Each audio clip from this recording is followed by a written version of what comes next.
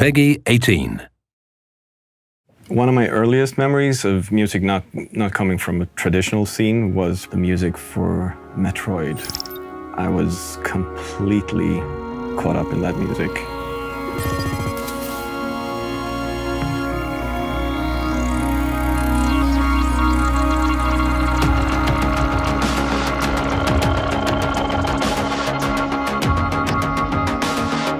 The first game I worked on was called Excessive Speed. We had the first Pentium processors with a small 14-inch CRT screen and Sound Blaster sound card. That was it, you know. Ground Control 2 was, well, we were still a small company, but we had a solid fan base. I felt we need to solidify the trust of the fans. I wanted to give them something more for the people who really liked the music from the first game. I'm still very proud of the music for World in Conflict. I was very lucky to start working close with the writer, and we had a close relationship discussing different characters, giving us a score that was much more married to what was going on in the game. It was half a year before the first E3. That's when I started writing the music, leading us into our first unveiling of the game.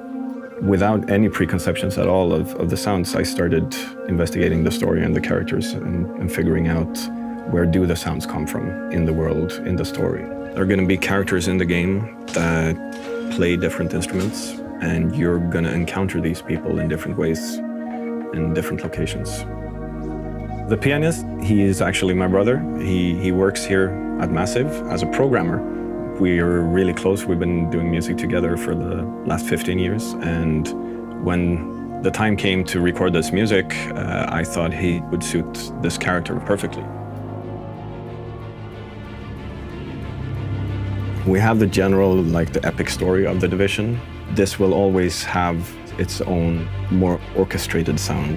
But when you dig into the deeper stuff, when you play the game, sometimes even go only down to percussion and analog synthesizers and get that roomy, realistic feel with something that is old and tangible. Get the room, get the tone, get the feeling, and find a place for that in the game. Limitations is the key to invention in anything, really. I find so every single day I create music, it's about limitations. And what happens to people when society breaks down? They go back to their roots.